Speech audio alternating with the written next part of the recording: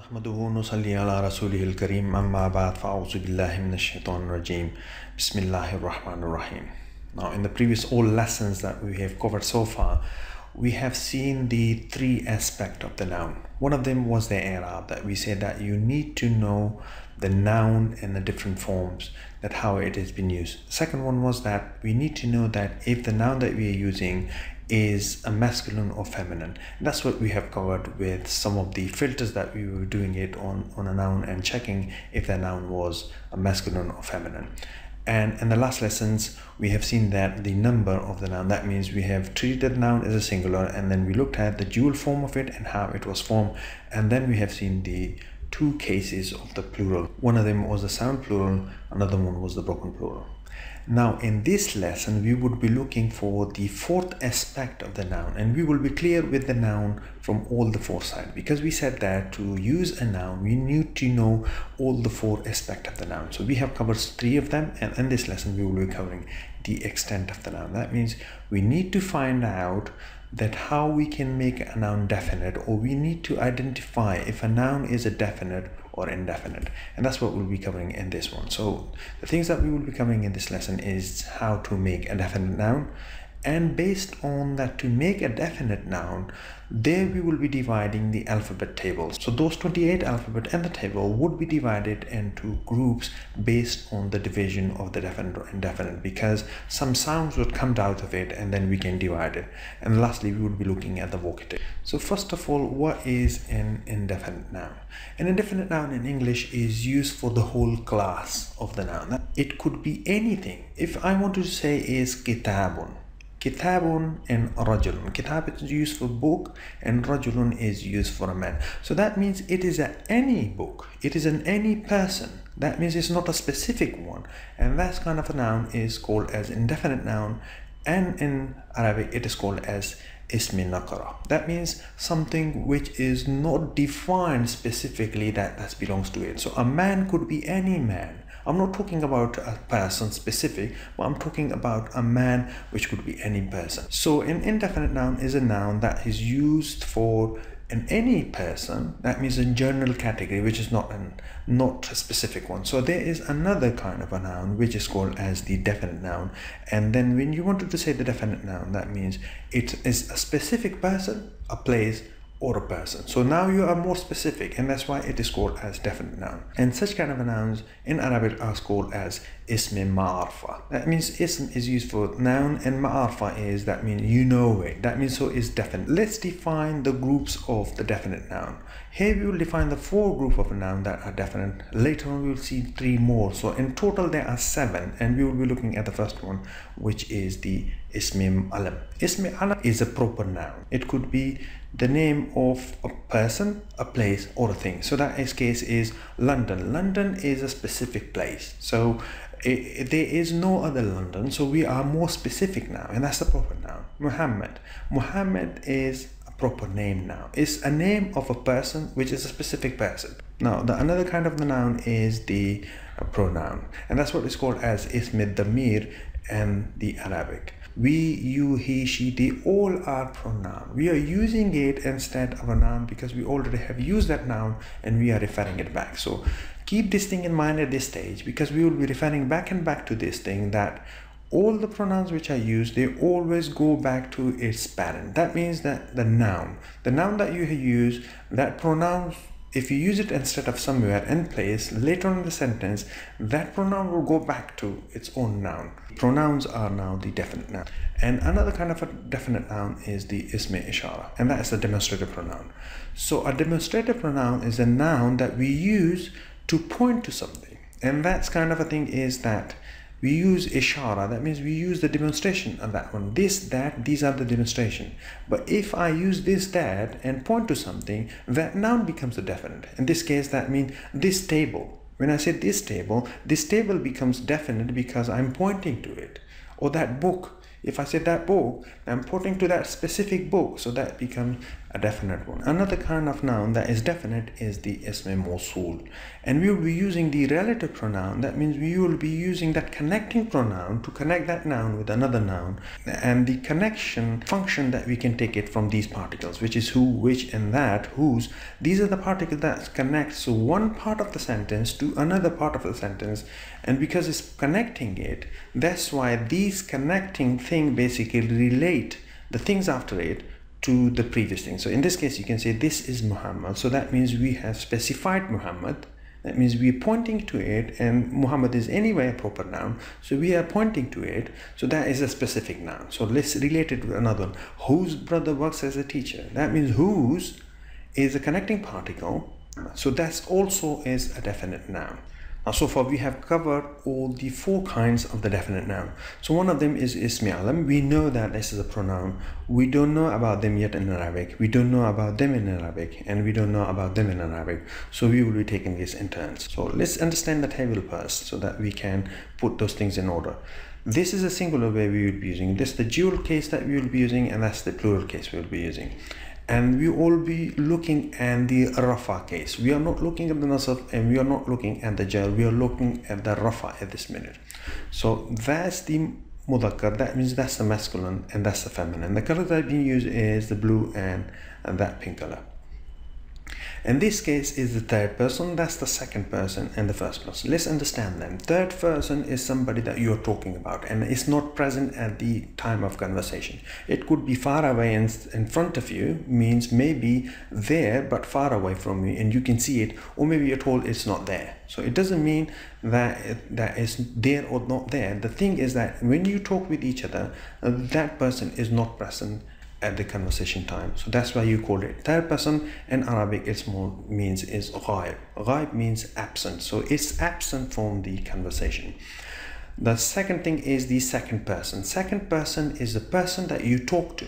So if there's a conversation between A and B, so A would be one person, B would be one person. If I'm A, then B is my second person. So that means that is mukhatib. Mukhatib means the who you talk to. And the last one is the first person. If there are two persons talking, A and B, A is me, that means I'm talking to B, and B is the second person. So A is me, and that's the first person. The person who talks is the first person. And that's what is called as mutakallim in Arabic. That means the person who is speaking. Now that you understood the table, I will bring some of the pronouns. We will not be tackling all of them in these cells, but we will be only talking about which are important. But later in some other lessons, we'll be talking about the whole pronouns and we will be doing and practicing with them. So at this stage, you need to a little bit introduction to the pronoun. So the first pronoun that we will be talking about is the third person singular, and that is the masculine side. So the person is a masculine one and he's not present in a singular form. That would be then huwa. That's the huwa. And if you want to talk about more people, we were not talking about the dual case at the minute. And if you're talking about the more people, that means it's a third person, they are not there. Some of the people, more than two people, are far away and they are not included in the conversation. So that means that is the jama, and that jama would be hum. And the person for the masculine would be here. The here is not there. That means is the feminine person, which is not there in a conversation, is in singular form. Now we take about the second person, and that is used for the person that you're talking to. So that's the second person you're talking to. So if you and me are in the conversation and I'm talking to you, then you are the second person. That means anta. So I would be using this pronoun for you, anta, anta, anta. The feminine, we will be using anti, anti, anti. Now for the first person we will be taking is ana, ana, ana, ana. If there is a group of people, then they can use nahnu. Nahnu. So nahnu is used for the group of people who are men and women, or either men as a group or women as a group, doesn't matter, could be used as a plural as nahnu. So one more thing that you need to remember about the nahnu, that nahnu can be used also dual case. So for the dual and the jama, that means for the dual and for the plural, nahnu would serve. So that means that if there could be two women talking about themselves, or there could be two men talking about themselves, or there could be a man and a woman talking about themselves. So that means they will be using as nahnu. So anna is for singular, nahnu is for dual, or plural. We will be taking these tables in a more detail later on in the lesson, but at this stage I've just introduced the basic ideas that how the pronouns work. And pronoun is referring back to their parents, so the pronouns are definite. Pronoun that we use it for point to something, and this would be the definite as well. So these are this, and the M that you see in a bracket would be used as a masculine, so I'm using this M for the masculine. So this one is hada. We will be using hada for the masculine pronouns. So for the masculine demonstrative pronoun, we will be using hada. So I'm using that M because for the feminine, the things would do different. In English, though, you don't see this difference, but in Arabic, there's a difference. So that one, M hada, when we say that, that means is something that I'm talking about. This one is a masculine. One more thing that you need to remember, that if it is not mentioned, you would take everything as a masculine. So this one is hada. And if you wanted to use this for pointing to a feminine noun, you would be using this as in Arabic, hadihi. That's hadihi. For the thing which is far away, using the masculine, that pronoun would be in Arabic would be dhalika, dhalika. And that for the feminine would be then tilka, tilka. So you have learned basically 4 pronouns that have been used for the ishara, which are you doing it, or the demonstration or the pointing that you're doing it to the nearby thing, and the demonstration or pointing that you're doing it for far away things. So 2 kind of things are there. One of them is this that we have been using, and that we have been using. But in English, you see that this and that doesn't differ between the feminine and masculine, but in Arabic there is a difference. So for feminine, you would be using something different, for nearby or far away, and similarly is true for the masculine. So this is hada, hadihi is for feminine, dhalika, tilka. That's what you'll be using it for, different demonstration pronoun. Another definite pronoun is that we say that is relative pronouns, and that was a connection particle that we would be using it between the 2 things, and that would be then who. Who for masculine would be different, and we will use it for who as alladhi, alladhi. That's what we'll be using it. For feminine, we will be using is allati, allati. And for who, we will be using it as a masculine, and that would be then for plural would be alladhina, alladhina. That is for the plural that we will be using it for masculine, and plural feminine that we will be using it is 2 kind of a thing. One of them is, you would see sometime is allai, and sometimes you will say allati, allai, allati. That was the 4 categories that we talked about. Now listen to some more categories. So I will bring another category which is called as definite by lam. If you put something, a definite article, so as we say in English, they are a definite article. If you put it in front of us a noun, that becomes a definite one. Say for example, in a case that you have a boy and you wanted to put definite article the in front of it, then that makes it the boy, or the boy that you make it, and you make it definite now because you're talking about now a specific boy. So this the is the definite article. Definite article in Arabic is used as al, and that would be using it. Let's see how it works. I've got a noun which is kitabun, and I can convert this one into a definite by adding al in front of it and steps. First of all, so alif lam would be added at the beginning. So if you bring it al, and that would be al-kitabun. But the thing that you need to remember at this stage, that the al and the tanween do not coexist. That means that al and this tanween would not be together. So either this would be used or either this would be used. But if they are used together, this tanween has to drop. So, and that means it has to drop to a single vibration. So let's join it, and you see that it will go on to kitabu. So you join it together now, that will become al-kitabu. So the thing that you need to remember is that the al and the tanween do not exist together. The tanween has to drop if you want to add the al in front of it. So this kitabun is now a definite because you put the al in front of it. So because it's al in there and the lam is there, that's why it is called as marf bil lam, because you made it definite with the lam. So this is al-kitabu. Let's practice it some.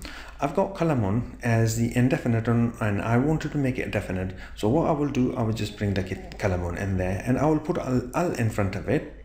So the al kalamun. And as I said that al and tanween do not exist together, so that will drop up and it will be left with single vibration, and that is al-qalamu, and you join it and it is al-qalamu. And that is the rafa of it. And the rafa, as we said, that is al-qalamu, and that would be then al-qalama, al-qalami. And another one, kitabun, and we have done that one. So al-kitabu, that is kitabu, al-kitabun, and that is al-kitabu, and that makes it al-kitabu. And in rafa, in nasab, in jar, it will be al-kitabu, al-kitaba, al-kitabi. So you should not have any problem with it, because we have done a lot of exercises in the previous lessons about these cases. Now another one, baytun, and that is baytun. If you put al in front of it, that will be al baytun, and that has to drop now, and it will be a single vibration. That will be al baytu. And when you join it, it will be al baytu. And in the rafa, that is the rafa case, and in nasab and jar, it will be al bayta, al bayti. Another example is jannatun. That's the feminine one that we want to take, and let's add it, jannatun and al jannatun, and al jannatu. That tanween has dropped, and you join it together. That is al jannatu, al jannatu, al jannata, al jannati. And bintun, bintun, al bintun, al bintu now, because the al is now joining. When it's joined, it will be al bintu, and then al bintu, al binta, and al binti. You should not have the problem with the meaning of this one, because we already have covered the meaning of that one. Qalamun is a pen, kitabun is a book, baytun is a house, jannatun is a paradise, or because that makes it paradise, jannatun, this one is any garden, but if you put al in front of it, that makes it specific. Let's take some more from the musanna side, because we will be dealing with them as well. So let's take indefinite case of one of them, qalamani. We've done that for qalamun. We see qalamani is the two pens. Make it definite. What you do, you bring the qalamani over there, you put the al in front of it, and you join it, because there is no tanween, so that tanween and al cannot exist together, because there is no tanween. So that's why you don't have to drop anything, you just join it, and it will be al qalamani. In rafa, it will be al qalamani, and in nasab and jar, we know that it's al qalamani and al qalamani. Let's take another one, kitabani, kitabani. You put the al in front of it, that will be al kitabani. That's al kitabani, al kitabaini, and al kitabaini. And another one, baytani, and al, you add the al with it, and that makes it al baytani. And then that's the rafa one, so that's al baytani, al baytani, and al baytani. And then jannatani, and then jannatani, you put the al in there, and jannatani, and then al jannatani, al jannatini, and al jannatini. That's the jewel of it. Now let's try some broken plural, and that's aqlamun. We have done that template. We have derived that one from the qalamun, so that one is aqlamun. That's the tanween over there. If you put al in there, that tanween has to drop. When you join it, it will be al aqlamu, so it will be al aqlamu. And the rafa, it will be al aqlamu, and the nasab will be al aqlama, al aqlami. Another one would be kutubun, and that's the books. Kutubun, you put al in front of it, tanween has to drop. It will go into single vibration. It will be al kutubu, and then it will be al kutubu. That would be al kutubu, al kutuba, al kutubi. And the third one is buyutun. It's a broken plural of baytun. That means houses. And then buyutun, al buyutun, and al buyutu, and that is al buyutu. And that's what makes it al buyutu, al buyuta. And then jannatun, and then jannatun, and then if you put al in there, that means al jannatun, and then tun has to drop. That means it has to go to single vibration. It will be al jannatu, al jannatu, al jannati, al jannati. So that we have seen the broken plural. Let's see the sound plural. One of them is muslimuna, and we have done that one. So it's a plural of Muslims, and then it will be al muslimuna if you put al in front of it. Since there is no tanween, so we don't have to worry about the dropping it any. So it will be al muslimuna. That's the rafa case of it. So al muslimuna, al muslimina, and al muslimina. We know them because we have done this one. It's just al is adding it there. It was muslimuna, muslimina, muslimina. I put al in front of it. It's not a tedious process. It's just al in front of it. If there's any tanween, you drop the tanween. If there's no tanween, you don't have to worry about it. So that's kafiruna, kafiruna, make it al-kafiruna, and then al-kafiruna, al-kafirina, al-kafirina, and then munafiquna, and you put al in front of it, al-munafiquna, and then al-munafiquna, al-munafiqina, al-munafiqina. And now just do some exercise with the غير منصرف asma, that means which are partially declinable. We have done it all with the tanween, if you have seen that. We want to do something with غير منصرف as well. That means akbaru. There is no tanween over there, that's why it is غير منصرف. And then akbaru, al-akbaru, because there is no tanween, you don't have to worry about it. It will be al-akbaru, and that will be al-akbaru, al-akbara, al-akbari. Now, one thing you might have noticed, that we said that a غير منصرف asma, which is without al, would not accept kasra and the jar, but if al is there, it will accept it. So your first exception is for this rule of غير منصرف asma, that they do not accept kasra and the jar, is this: if al is in front of غير منصرف asma, they will accept the kasra here, and that's why you see it here. So let's take another example of it. Masajidu, we say that as a غير منصرف because it is not tanween. Masajidu, I put al in front of it, that is al masajidu. So that is then al masajidu, al masajidu, al masajida, and al masajidi. So that's, you see that it should have been masajida here, but since you see the al in front of it, that's why it can accept the kasra and the jar case. And that's your first exception. You have to remember that one because we will be using it. You should not confuse with it whenever you see it in Quran or somewhere else, and you think, well, the غير منصرف asma didn't accept the kasra and the jar case. How is it happen? And that's the reason, it because there was al in front of it, and that's why it has accepted the kasra and the jar case. So fuqara'u, that's my jama mukassar of the غير منصرف asma. That's the jama mukassar of the غير منصرف asma.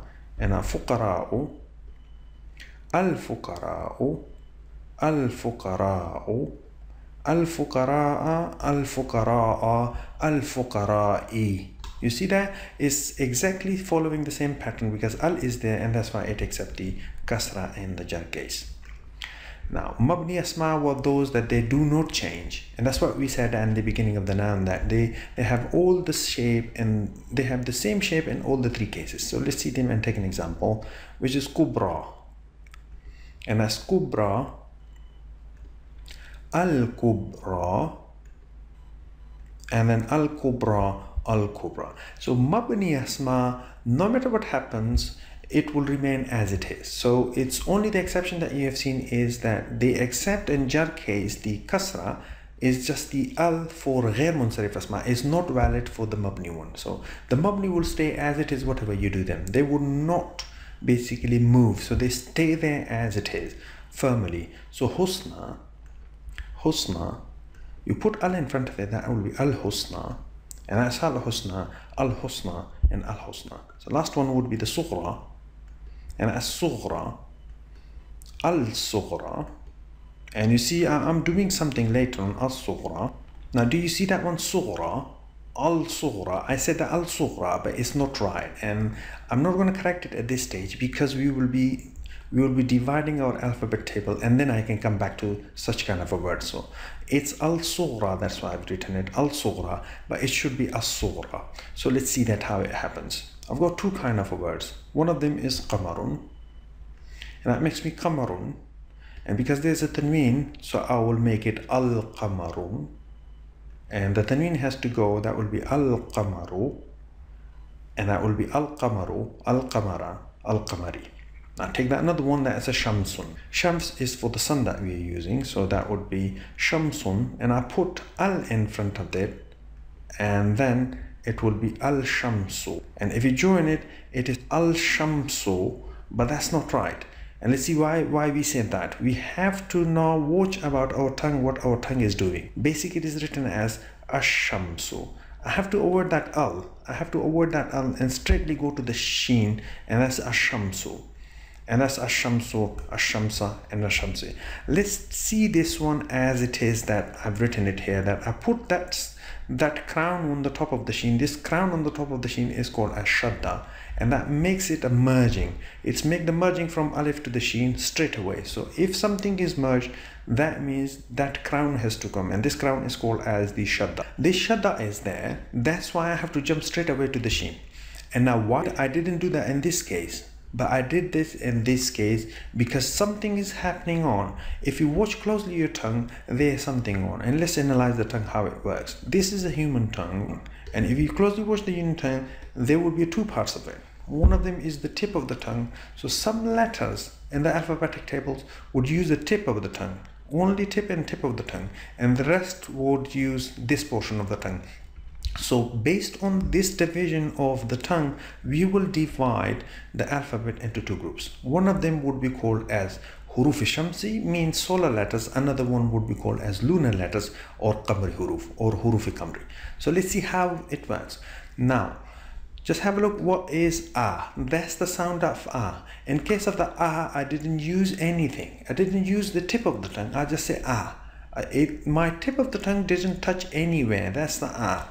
And that actually comes from the middle somewhere, and the gap of my mouth, that ah comes the sounds of ah. And that ah is basically important because it didn't use the tip of the tongue. And similarly, the qa, you see the qa, that ka also do not use the tip of the tongue. You see the qamarun, and qamarun. I've used that qamarun as a qamar. So I take this one as a standard word. So qamarun, there would be some letters which would be called as huruf qamri. The one which do not use the tip of the tongue, I will call those as huruf qamri, the letters of the qamar. Let's look at the ba. Ba also not using the tip of the tongue. That means it's also qamari letters, because in the qamar, the qaf is not using any tip of the tongue. So that's why it's ah and ba. And let's see the ta. Can you pronounce the ta? The ta is basically touching the tip of the tongue to the back of the teeth. You can see the front teeth are just from the back touching the tip of the tongue. So that is ta. So the tip is used. So that's why it would be shamsi, because sheen is also using the tip of the tongue. So since it's using the tip of the tongue, so those are then taken as a standard name for them.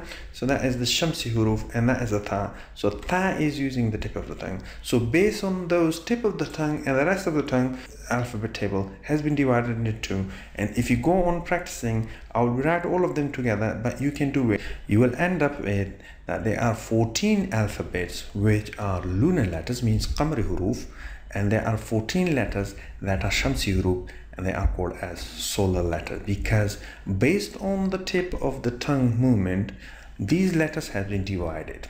And that's what you can remember it, to see the action of your tongue, that how it behaves during the pronunciation. Now if you look at this alphabet table, that we have divided into 14 letters of the lunars and 14 letters of the solar letters, then they would behave differently if we put al in front of them. If we put al in front of these letters, they would behave totally differently, and they would make something different sound. But if you put al in here, they would sound differently. But before doing that, let's see the al, that what is basically composed of it. Al is composed of alif with fatha, and we will not call it alif because it's no more alif. And we say that, and the introduction of the alphabet said that when there is a vibration on alif, it will not be alif, but it will be hamza. So this one is the hamza, and the second part is the lam, and the lam has a sukoon, and that's the jazm sign that you can see it. And this lam is basically called as lam ta'rif, and because you put it in there, and that's why you make things as ma'arif. That means you make somebody definite with the lam, and that's why it's definite. And this lam itself would be called as lam tarif. Remember this name because we will be using other lams as well. This lam tarif is only used for making something definite. So that is lam tarif. And this one, the hamza that we are talking at, this hamza is called as Hamzat al-Wasl. It's called as wasl because wasl in Arabic is called as connection. That means something you connect. So something, if something is there from this side, it will connect with that one, and this Hamza would act as Hamzat al-Wasl. So let's see it in action. I've got this letter ash-shamsa. You see that sh, I'm using that tip of the tongue somehow, so this shadda has to come over there. And that's what is the difference that is in that if you're using something from the solar side, the solar letters, then you have to put that shadda over there, and in this case this alif has straightly to jump to the sheen over there. And let's see how it works.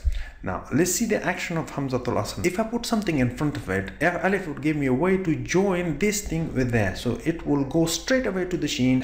So that's why it is called as Hamzat al-Wasl, because it's giving you a connection of this side, the right side, to the word. So Hamzat al-Wasl when joins will remove the vibration. So there would be no vibration if something is there. And normally when you see it, there would be vibration over there. But when it's joined to something on the right, that vibration has to drop.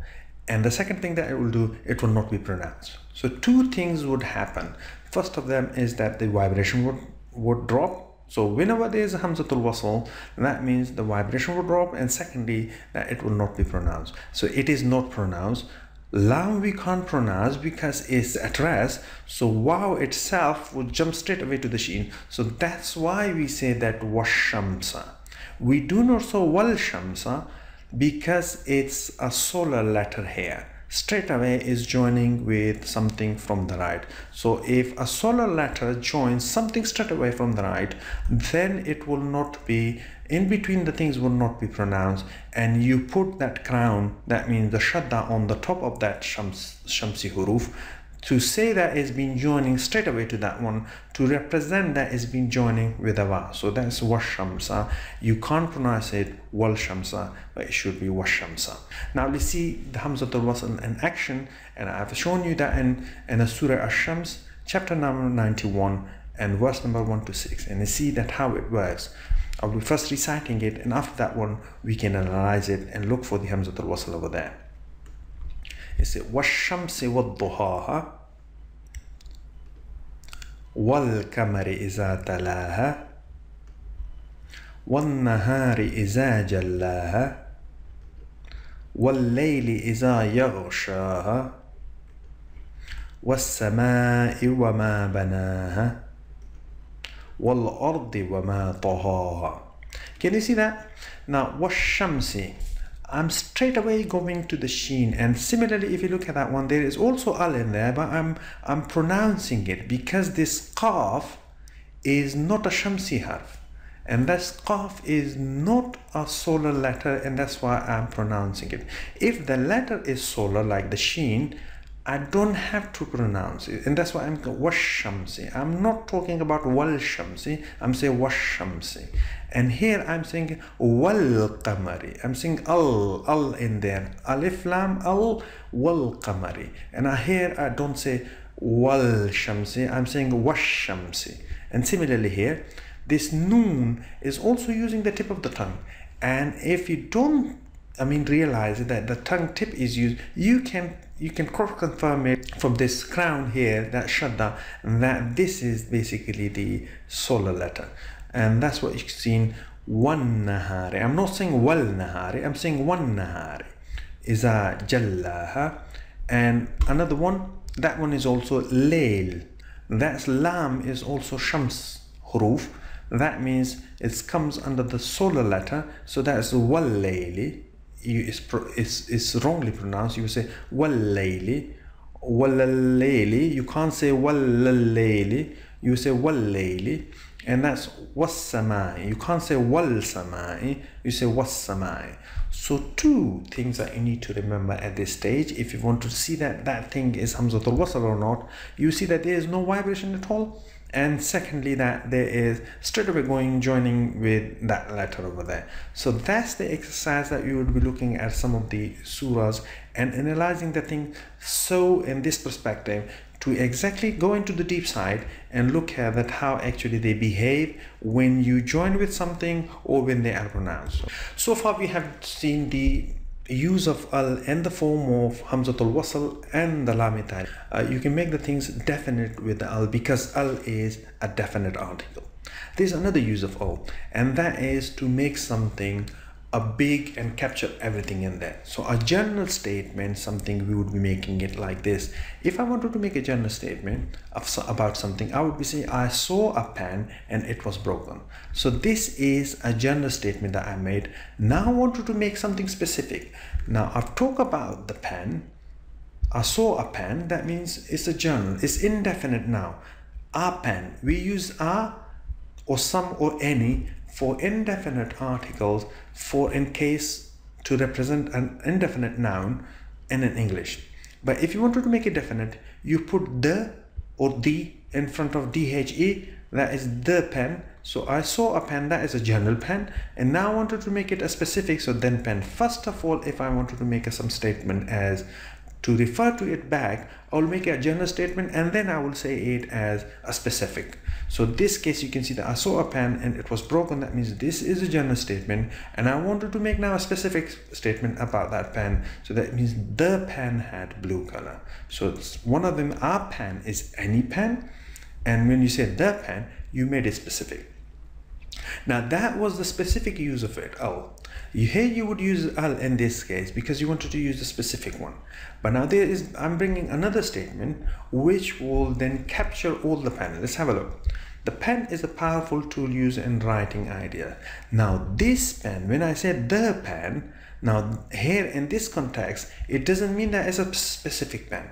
Its mean is all the pens, whatever possible pens, I'm saying it, whatever possible pens are there at the minute, or whatever possible pens that you have it, then they are powerful tool of writing ideas. That means we are referring to something, a big category that captures all the pen, and that's what we mean that journalism basically. That means something of all big category, all the possible pens, we are talking about it. And that's what happens here.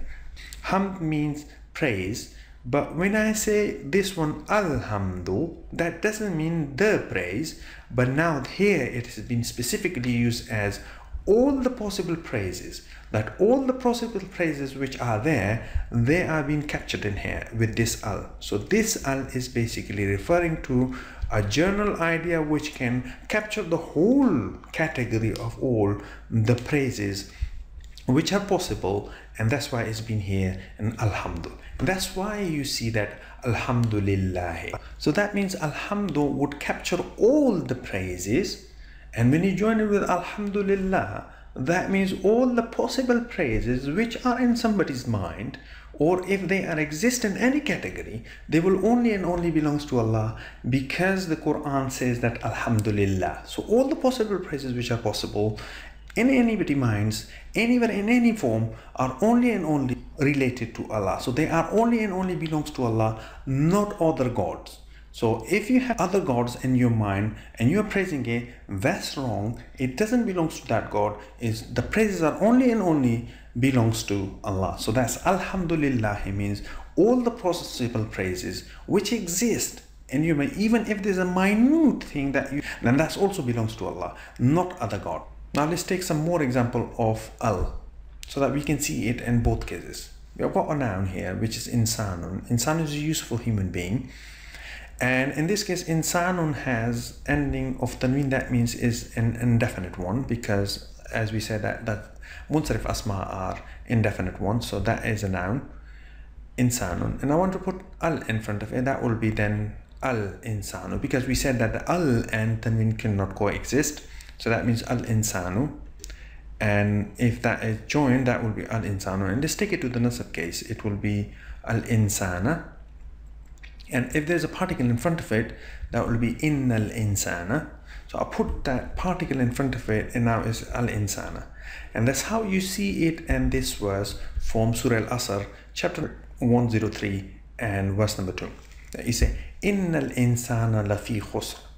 And that's what you see here in al-insana. How would you identify if this is being used for a specific one, or is it being used for the whole humanity? Now that's what you will learn from the context of the sentence, and we will be covering as we go along the course.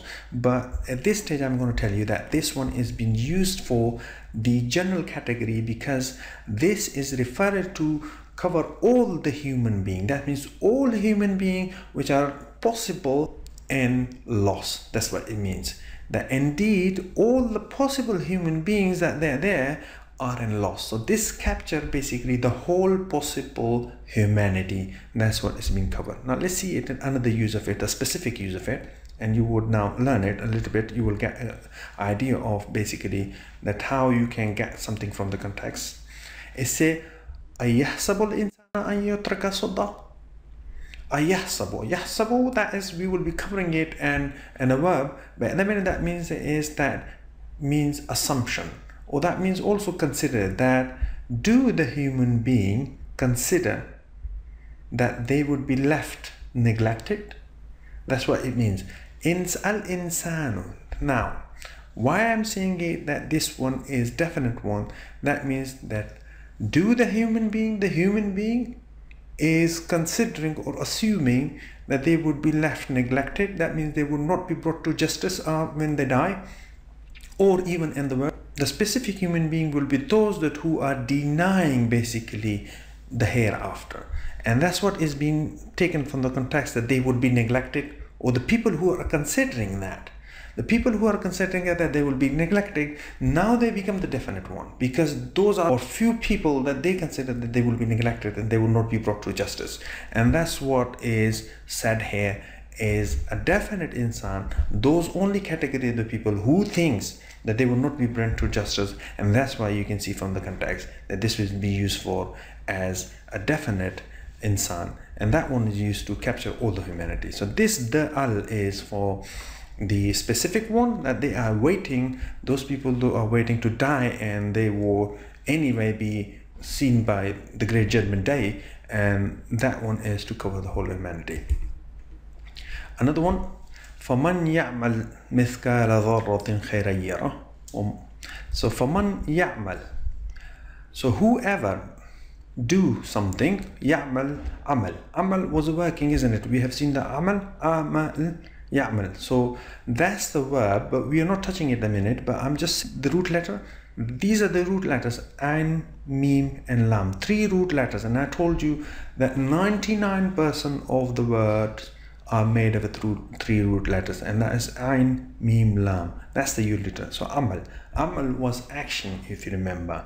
We have seen that in the vocabulary section, that amal was an action. So whoever does mithqala, equivalent or equal to a dharratin, that means equal to a particle, a dharratin. That zarra is in jar. You can see that the color is then orange, and also you can see there is no al in front of it, and there is a tanween over here. So that is an indefinite one, and this dharratin mean is a particle. So we will be use a particle. In English we want to translate it, we will use a particle, or we will be using a some particle, or you will be using any particle. So that means that whoever does something equal to a particle or some particle, khairan. Khair is used for something, a good deed, khairan. So whoever does a good deed equivalent to a particle, yarahu. That's the verb, and we will be studying it in the later lessons. But however, to show you, ra is basically see. So he will see it. Yarahu means he will see it. So whoever do a job or do a amal or do something, a deed equivalent to a single part. Now let's analyze the dharra further down. In a translation you would see that a dharra is basically a particle, or in some translation you would see it as an atom. A dharra in Arabic is called as the head of the newly born ant, because that is so small, the head is so small you can't see it. So that's why they were using a dharra for that. So the example has to come from their context, and that's why dharra has been used. So if you do a job or any deed of equivalent to that thing which is not noticeable and you can't see it, still you would find it. Still you find when you die, they would be in front of you, and you have to now be accountable for it, whatever you've done. If it is good, then you would see it. And then the second verse, it says that وَمَن يَعْمَلْ مِثْقَالَ ذَرَّةٍ شَرًّا. It's the same thing. That is, if shar, that was khair, was a good deed, and shar is the evil deed. If you do the evil deed, you would see it. If you do the bad deed, you would see it. If you do the good deed, you would see it. So if it is equivalent to so small as, you still would see it. So it's not avoided. And you can see that in here. It says that, do you think that you would not be bring to justice? The context of this whole, that if you extract the whole message out of it, it says that, do you think that you will not be bring to justice? So the human consider that it would be left neglected. And this one, the first one, it says that indeed the every human being is an loss. So basically what we do is that we spend a life, and the time that we spend, every second that we lose, we are losing. Every second we are losing, and we are responsible for the every second that we do something. And in every second that we do a good deed or we do a bad deed. So we would see it, whatever we do in that second. It's not neglected, because you would see it at the judgment day, and it will be just in front of you, that and you will be accountable for it. Now, so far we have done 5 categories altogether. Another category which is relating something to another one, and that means connecting one thing to another one, and that is called as definite by annexation, or you called it mudaf ila al-ma'arfa. Ma'arfa means that you make it definite by attaching it with something, by attaching it. So in this case, you can see the Muhammad's pen. Basically, Muhammad is a proper noun.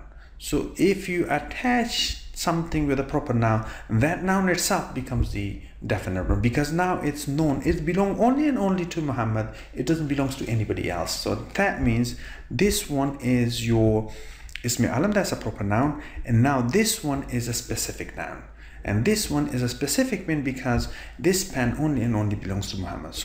Now basically you are attaching the pen to Muhammad, because Muhammad was already noun, so the pen is now belongs to it and is now specific, so it belongs only and only to Muhammad. So that pen is also a specific pen, and now is a definite pen. Like this computer, now you're pointing to something. Since you're pointing to that thing, so this means this computer, that computer becomes itself as a definite one, because this one is Ism Ishara that you're using it, and that one was the things that specific computer. So there is a connection between these two things, and that's why this computer is become the specific one. My book, I'm using a pronoun, and that's the pronoun that I'm using it because it's my book, and I'm already known to you. So that means I'm a definite person. So if I'm a definite person, and we said that Ism Dhamir are always definite, so if that is a definite, anything that you attach to a definite thing, it automatically becomes a definite. And since you're attaching a book with me, so that means that book is now a specific book, it's not an indefinite one. That's a specific one. So these all are called as definite by annexation, and they all are, this pen, computer, and book are now the specific things, and they are called as then mudaf ila al-ma'arfa. That means you made them definite by annexation. Now our final category of making something definite are called as vocative. Now vocatives are used to call a some person or catch an attention of somebody. These kind of things are used, say for example, you there, sit down. So, and now you made that person as a specific. So this one is your vocative, and that's what is called in Arabic is munada. That is munada in Arabic. And in the second case, if you see that, oh Allah, you have using oh Allah, you've been using oh something to call an attention of Allah, or to pray to the Allah, or just to say that I'm here, and you say that oh something is that you are catching an attention of that thing, and that says oh Allah. So it's been used it, the Allah is here, munada, the person that you're calling, or the being that you're calling is called as munada. And in this case is ya rajulu, you've been using ya in rajulu, This one is called as the munada because the person that you're calling would always be munada. That's the vocative. The particle that you're using it for munada is called as harf nida. Harf is a particle, nida is a calling. So the particle of calling, or you can call it as vocative particle. So in this case, O Allah, O is the vocative particle and Allah is the munada. So since you are calling somebody, that means you are calling a specific one. Your vocals are going there to a specific person. There would be a group of people, but you're calling only and only one specific person, and that's why, because it's a specific, that's why they are definite. So we have altogether these things that you use it for. Harf nida would be the particle that you use it for, and the thing that the being or the thing or the person that is being called is called as the vocative or munada. In Arabic we use 3 vocative particles. One of them is ya, another one is ayyuha, and the last one is ayyatuha. So 3 particles are used for vocative. So whenever you see such 3 particles in front of a noun, that means that noun is now definite, is not an indefinite. So that noun is definite. So you should be aware of it. Whenever you see these particles in front of a noun, then that noun is a definite noun. So that's what you have learned so far for to make a noun as a definite noun. 7 categories that we have seen that the nouns could be definite. So one of them was that we see that a noun is a proper noun. Another one we say that they were the pronoun. And we say that if something is there as a demonstrative pronoun, that noun becomes definite. If there's a relationship between sentences through the who, which, and those particles, then that thing is also a pronoun. And there was that we put al in front of it, and that becomes a ma'rifa bil lam. And there was annexation that we have used, and lastly we have used the vocative to call somebody, and that called person is now the definite noun. And these all, whenever you see it, that will be treated as a definite noun. We study this one because we will be treating indefinite nouns totally different than the definite noun. And now this concludes our total knowledge of a noun. And we said that to know a noun properly, we need to understand the 4 aspects of the noun. That means we need to know what is the i'rab of it. We need to know if that's masculine or feminine, and we have done that one. And we also know now the singular, dual, and the plural case of a noun. With this lecture, we know that what is a definite or indefinite noun. And this whole knowledge of the noun we will take into the action and apply a noun if you are using it in a sentence somewhere. Now, so far we have seen the noun in a singular form, means there was a single noun. Now, we will be looking at that. What will happen if you bring 2 nouns together, how they will behave, and what will actually happen if one of the noun is an adjective of the another one. And that's what we will deal in the next lesson, and I will see you there. Sadaqallahu al-Azim.